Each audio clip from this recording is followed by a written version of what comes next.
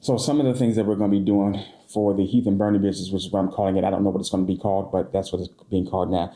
Yeah, I was telling my mother, I feel like I have to make all the things that we do like a business, and that's going to be my new job for now until we transition into the new house and then see what thing. There's a whole lot of contingencies. We out here on water, like Peter, trying not to look down and be like, oh my gosh, we're walking on water, because it's almost like now we're not almost. It's actually like we're taking all the businesses that we've done, the relationship consulting, the video editing, and all the other things that I've done, and we're turning that into a whole business and packaging it up as like a program and a progress and elevated program, I guess I would say. And so that's what we've been working through. I remember doing an episode earlier on when we were recording the Heath and Bernie show. We talked about what we're going to do this year. And I was like, yeah, we're going to do the boot camp. We're going to do premarital boot camp. We're going to do the marriage ministry and so forth. We're going to do that online. Now, when I said that, I had no idea how it was going to happen. I was just saying by faith that we're going to do it. And, I sometimes may say things that I'm going to do with the expectation to do it, but then just get busy and just can't do it. And as you've noticed, we haven't shot any any footage or vlogs or Heath and Bernie shows because I've been having to go back in the office. Yeah, ever since you went back in the office, you don't get home till like 6 o'clock. You're getting up at 4 and you get home like at 6 o'clock in the evening. And then got to go to bed at 10. Right, and then he just do it again the next day. So ever since he's had to go in the office, all his stuff is just his creativity, everything. Yeah, I was like, I can't. I don't have time to do it. I just don't have time to do it. But now, I have time. So what we're going to be doing is, and so one of the things that we came up with was a Joseph plan. And we got that from this Prophet Giles, who we follow on YouTube, who talked about you need to have a plan like Joseph. Joseph had a great plan about how he was going to take the king's, how he was going to utilize the king's resources and prepare for the famine that was coming. And the Pharaoh said, there's nobody else wiser than him that's able to do that. So Joseph, you the man to do it. So we have our own Joseph plan. Oh, I have the paper downstairs. Okay. Let me go get the paper. Talk amongst yourselves, quiet. You were supposed to go over that with me, but Ow! I didn't see that. You're not going to go through all of that, are you? No. It's a whole Joseph plan situation. It's a very rough that, as you see, I haven't gone over with Bernie. But essentially, so we talked about doing a You're going to talk about all relationship consulting, which is what we currently do. We have clients, we work with them individually. Still going to be doing that. We talked about doing the premarital boot camp. You left, people started contacting us. Too. Yeah. Thank the Lord. Anyway, go ahead. So we talked about doing a premarital boot camp, which is to take the boot camp that we used to do out in the woods and do that and make a version of it to do it online so that we can help people who are getting married. There's a lot of stuff that you should see that. Look at that post. What's the name? I looked at that video on our marriage group. Okay. Sean posted. It was an older man, looked like Cab Calloway, talking about black marriages. It's really good. Okay. You should look at it. I'm gonna check it out. But there's a lot of things out there that married people who are getting married need to be aware of, especially. And I think one of the target audiences we want to look at are people who are getting married, who are millennials who are getting married older, like in their mid to late 30s. Why that's important and why that's critical is because, as we are seeing with some of our friends and potential clients, you waited all this time for your person, for the right person for you to be with. And you're hoping that, okay, I'm older now, I have more established, I have more money. And then you get married and you have certain kind of problems and you are in a situation where you think, like, did I do the right thing? Is this the right one? And you don't know that you're going to feel this way going in. You have all the hope and zeal about what marriage is going to be, and you think it's going to be what it is, but then you hit a different kind of struggle that you would not have hit if you were younger, because now you have the resources to leave. Exactly. I was just going to say, and people at this older age, they like walking away from marriage after 20 something years. It's like, what? Yeah. You can't figure that out and fix that? Are you kidding me? Anyway, so some stuff can't be fixed, but. So there are people who are getting married in their mid to late 30s and they want to have children, but they're running into a different kind of problem that they didn't anticipate. So because we are in the space, we can help navigate couples through that. So we're going to do a premarital boot camp that's online. I've worked out some of the programmatics of it, and we're going to be offering that. Other part of the Joseph plan is to do the marriage ministry. The marriage ministry is it's really focusing on people who are married and people who are either in a space where they need some help or they're in a space where they're good. We're establishing certain biblical and spiritual tenets or guidelines that marriages should have, that they should be operational within and amongst themselves. And then we are saying, okay, let's hold each other accountable to these standards, not to certain things that you should be doing that we say you should be doing, or not. We don't have a list of things that we say this is what you got to do in order to have a good marriage, because every couple comes together differently. Every person has a different background, so different standards, different values in different marriages reside. But there are certain tenets, biblical tenets, that every marriage should have, like good communication, and certain aspects of good communication are manifest themselves differently depending upon your background. So we're going to be putting together a marriage ministry where just people can come together and agree to do things. And in part, that is why the house that we chose to move into, one of the main reasons why we chose it is so that we can entertain there and then have people over and then host specific events for married couples there. Why do you laugh? Nothing. Why are you laughing, Bernadette? I don't know. When you said have people over, my eyes got big. I was like, Yeah, well, I love people. Yeah. So, what else? Oh, we're going to do premarital. Oh, I was going to do my book review. Oh, you need to do that for young men about leadership. You've been supposed to do that a long time. Right. You've been talking about doing that for a while. That's a good one. Hey, Vince. Y'all say hi to Vince. Who was that? We're making a video. This our master packer. Yeah, Vince is a packer. He helps us pack, and he does the packing. When he helps us pack, he does the packing. He helped us get out of normal school. He's the one. He packed all of normal school. He's the greatest. Thank you. Yeah, don't. We're doing some packing, but he does the packing. Yeah, we do other stuff like clothes. He showed y'all the sheet thing. Right. I got about 2 sheets. She tried upstairs. to do it. He said I be putting too much. She called me and for help. I was like, you did it all wrong. But I got way more stuff than he got. Doesn't matter. But he said I put too much in the sheet and it's too heavy. Because guess who got to carry the sheet? Hercules, Mufasa. Anyway, so the book review, and then what are we doing? Oh, the main thing that's going to hopefully bring in some income is doing some stock investments, day trading, which seems kind of out in left field. But I actually, because I came from the era of the 80s from Gordon Gekko in Wall Street, where stock investment was like cool.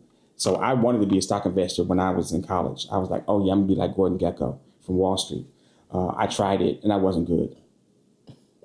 I mean, I was the emotional investor. I was like, I think it's gonna hit now, and then I would sell my stock, or I was gonna buy stock that I thought I heard a tip on, or somebody bought it and they made a couple $100, and I was like, ooh, let me buy it. But then I missed the window, and I bought it at the high price, and I should have bought it at a lower. I wasn't good back then. Now I'm training myself, preparing myself, getting in some groups, and YouTube got hecka resources online of people who are doing it the right way. So I've started the training process for doing some stock investments and some day trading. So if anybody knows some people I need to follow or some programs or some groups I need to get involved in, preferably Black groups or people who are on groups that are ran by Black entrepreneurs and investors, then let me know in the comments so that I can tap in with them.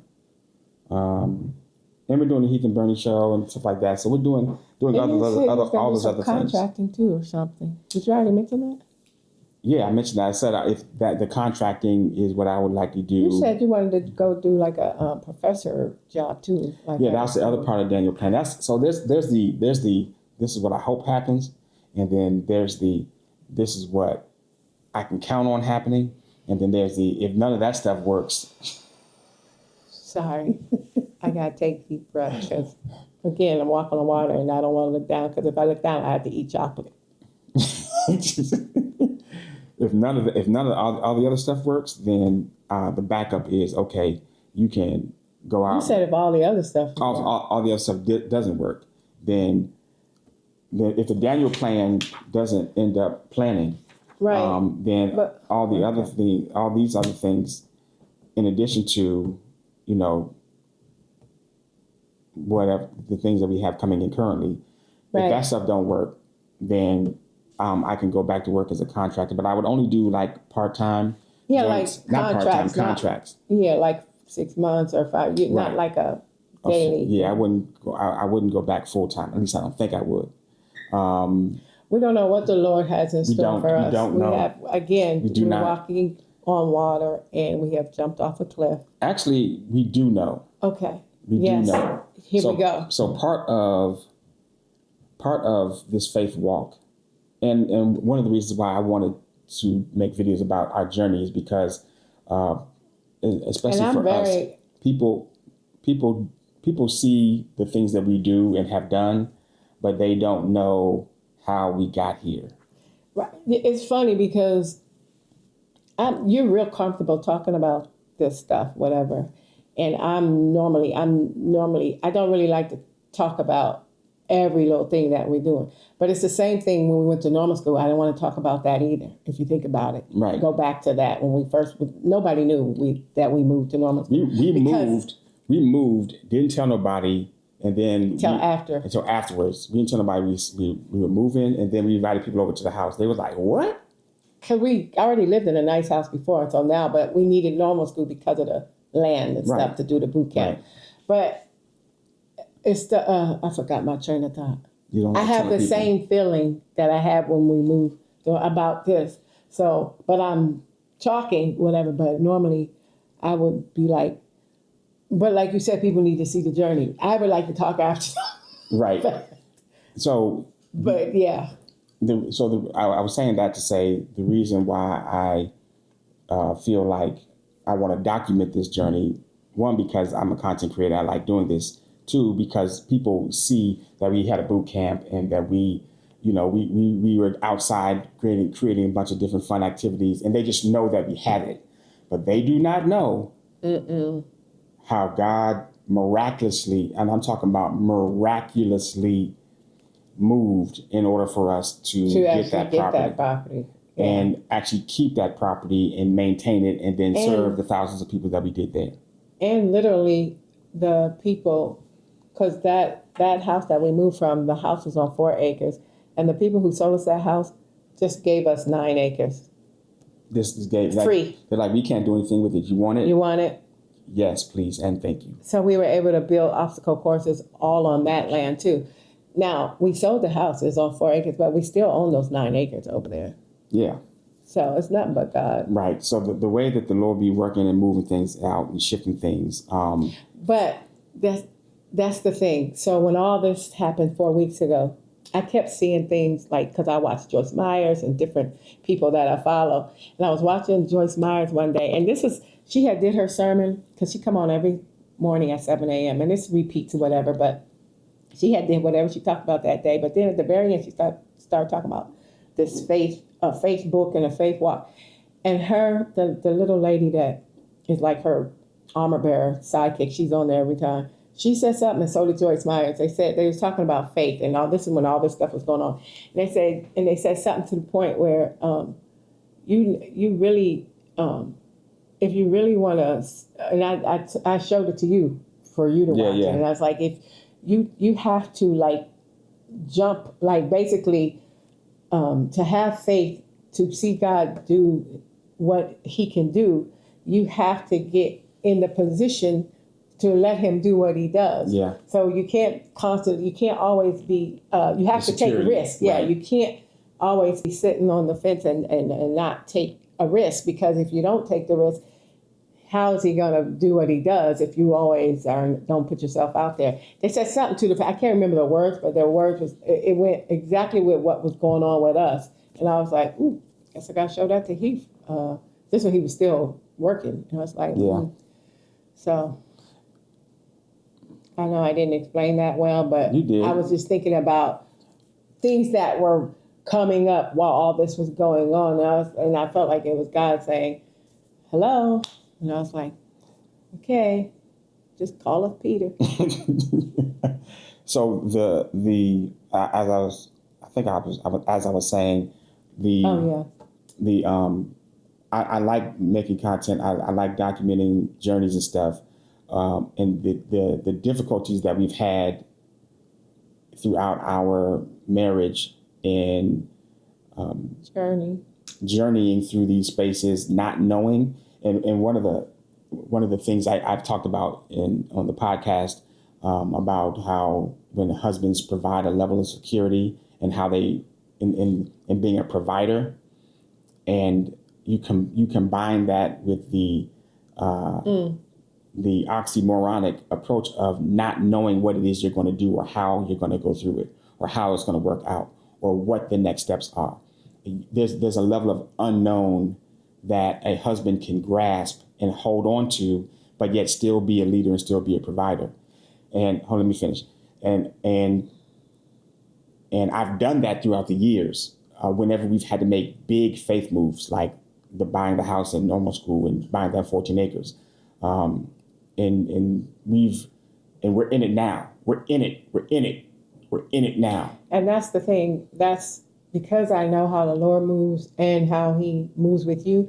One of the things with this decision, Him making this decision or thinking about it, I did not want to get in the way of what I know the Lord may be doing with us because of my insecurities, or I didn't want Him to make decisions trying to make me feel secure and then ruin what the Lord was trying to do with us. That's real. So I made sure to tell Him, don't make this decision thinking about making me feel secure, because I don't want to get in the way of what the Lord is trying to do for us. Because I ain't trying to answer for that at the doors. And in all decisions, Bernie's security is a part of my decision. And I know He does that. So I made sure to tell Him, don't put what you normally be doing for me ahead of this decision, because if the Lord is doing something, I don't want to be in the way of that. Yeah.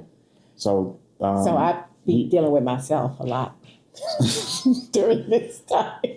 So we're in this space right now where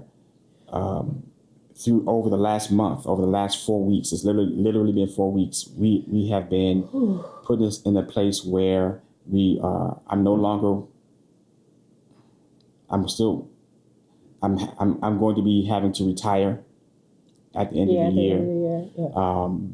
I have to turn the business that we did, that we have been doing over the last 25 years. Yeah. And all the other things as a full-time job, and that's a transition. We're moving into a new house that the plan was in 7 years, in 5 years, we were going to build our forever home. And then, we move out of here and then over time build that. And then so when I retire in 7 years, go ahead and move into that and pay for that, outright. But that's no longer the plan. We have had to completely change all of our plans. And one of the things that I think I received from the Lord is that your plans may have changed, but your purpose has not.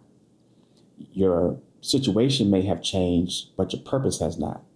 And the things that I've sent you to do and designed you to do and called you to do here on earth, that is still the same. You didn't know this was going to happen. So you need to adjust the plan, but not the purpose. And that gave me a level of comfort and peace about knowing, okay, I don't know which way we're going to go, but I know where we're going to eventually end up. And that's why I said, we don't know what we're doing. We don't know what's going to happen. In the big picture, look different. In the big picture, we don't know how we're going to get there, but we do know what is going to happen. And the things that God has given to us to do, which he has provided for and has given us a passion and desire for, that's what's going to happen. Now, how that's going to take place, we don't know. Now, what's growing my faith journey is the learning how to declare and decree some things and partner with God and the Holy Spirit to claim the things that he has given us to do as ours and execute them. That is what I'm learning in this new space, how to say, okay, you've given us all these promises. You've given us all these keys for how to operate in your kingdom and how to execute the things thy will be done on earth as it is in heaven. You've given us resources and knowledge how to execute your will on earth that's already been executed in heaven. So I'm learning how to speak in a way that brings forth those things on earth and speak the resources that, are held up by the wicked for me, and to petition God to release those things from the wicked to me, because that's what the Bible says. The wealth of the wicked is stored up for the righteous. So, okay, I need some wicked people to give me some money. So, and I need that now. And we've always, I feel like we've always walked or done risky things, always big risky things. But I felt like, and we always had faith about it, and the Lord would, I feel like the Lord would show us like, oh, look what I could do this, whatever. But we had faith, but we still always had that safety net because we had jobs. So now I feel like we about to see something real big because there's no net. You understand? So it's like, oh, now we're about to really see what he could do. I mean, there's a little net. There's a little net, but not the net like we had before. Right. It was like if the sky fell, it's like you have jobs, whatever, Right. So it's a different kind of risk. But I feel like we've always taken risk, but this is like an even bigger risk where we really have to rely on like, okay, Lord. Yeah. Yeah. And we're going to let you be God. And for the vision that he's given us to do, and the vision he's given me to, cultivate, it's like, okay, yeah, this is going to be something that we have to apply a different level of faith to. And I don't know if it was Paige or Battle or Joyce Myers. I don't know. They are pastors at church, Paige and Battle. Yeah, somebody was preaching about the bigger the risk, like you have to I don't know if it was Joy, I don't know, but I think it was Paige. Okay, so the risk, the bigger where you're going, yeah, the risk has to be that much greater. And you gotta apply that level of faith to that. Exactly, it requires a different level, and I feel like we've always had certain levels of risk where we were applying faith, but this is a whole nother level of. I mean, normal school was a huge risk. You know what? It really was, but I don't think I really understood how big it was because it's the way the Lord was. Literally, I did not even want to go there, and because every time he would go have meetings with the people, I was always saying he gonna come back and they gonna say no, but every time he would go, they said we could do that. They said, I'm like, what?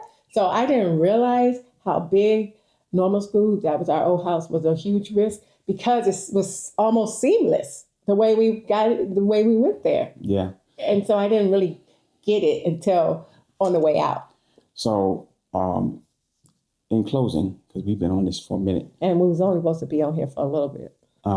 In closing, we are in a space where we are relying on the Lord to to release the things that he has assigned for us, to us, so that we can execute those things to help y'all people in the world. And I wanted to say, it's just weird how the Lord works, because everything that is occurring is more.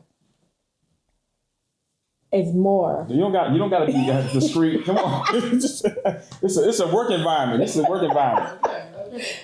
I was saying,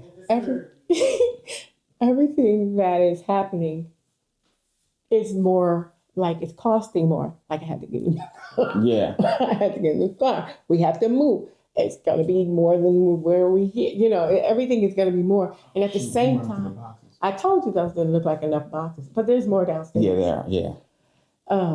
But I feel like everything is. What you looking for, man? I need a marker because the other one's not working. Like, Oh, it's not working? that black one ain't I working? got from there.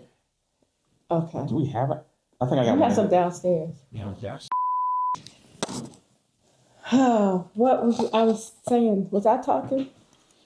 We was wrapping it up, but I was saying something about all these things are happening, which is why we are doing this very faith walking journey when everything is going up and it's about to be a famine. Yeah. Everything was more. You said everything is more. Yeah, everything is more. That's what I mean. Like, now I have a new car. I have, all these expenses are new.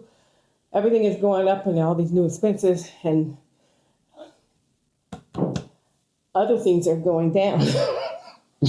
That is true. Like money is going down, and needs are going up, which is why we need Jesus. Yeah, we out here in a space where we know God, but that's it. We don't know. But this is why I was saying what Joyce said and what Larry Page or whoever was talking about. When you want to walk in faith and want to see what He could do, you got to you got to test Him, or Right. not test Him, but He wants to test you to see how big your faith is. Okay, I'm gonna stop talking. Oh, and also, I think I might need His a phone new is phone. acting a fool. My phone is running hot. How many tariffs is on that junk? My phone is running hot, and I lose. Everything's breaking. I lose about 100% of my battery every half a day, and I'm not even using it. So all the expensive things are breaking. Cars, phones. Who is looking for that kind of stuff right now? Nobody. Yeah. I wasn't. So we're just out here and documenting this process so that you all could see our journey, and we can share some of the things that we have coming down the pike. And if you are in a space where you are, given all the things that are going on, and you're affected by the what's going on today, I just ask you to join your faith with ours as we lean heavily into who God has called us to be, and who's called me and Bernie and you all, who He's called you all to be and us to be, and focus on what our purpose is, and not necessarily the circumstances around it, because we have the power and the ability to speak to our situation, the things that God says about our situation, and receive and claim those things about our situation, and then operate that way. Yeah. And so we have signed contracts and have activated our faith in the tunes of thousands of dollars, tens of thousands of dollars, on the promise that the things that God is doing through us will be done. And we'll be checking in on a weekly, almost daily basis, to let you all know how we're doing. So if y'all know the word of prayer, pray for us. If you all saw my video about the Black Family Check-in, praying hands emojis out there for Wiggins Household. All right, we gotta get back to packing and stuff. Yeah. Holla. Casualty from packing. Pay better attention next time. Anyway. All right. Oh, did I say I hate moving? I don't know if I told y'all that. I hate moving. She hates moving. All right, y'all. Bye. Bye.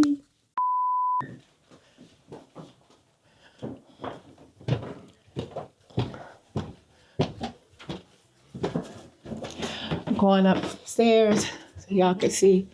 I'm just recording a little bit, Vince. See, those are my clothes that I packed in the sheet. He say I put too much in there. Wow. Gotta love Vince. See, this is what I'm talking about. He's the greatest. He is the greatest, y'all. Thank you. Thank you. And I mean that. See, I'm all up in his way. I need to move. I'm like, I'm in your way. I'm good now. Thank you. He is the greatest.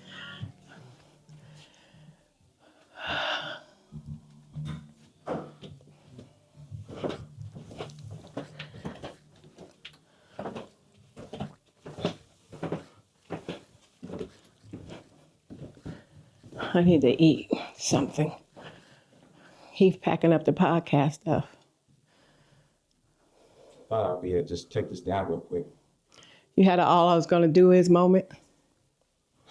Yep. Actually, I did not have all I got to do this moment. It's just something I got to do. I'm used to packing this up when I would take shoot the podcast for podcasts that I produced. I know. So, we got a meeting tomorrow. We're gonna meet downstairs in the office. Yeah. Okay. Cause the podcast stuff, I gotta shut everything. I gotta take everything. all the podcast stuff coming down. We gotta take these pictures off the wall. All righty. Some more boxes over there. See more boxes. And here we go. How I stop recording? Right here? There's only one red button.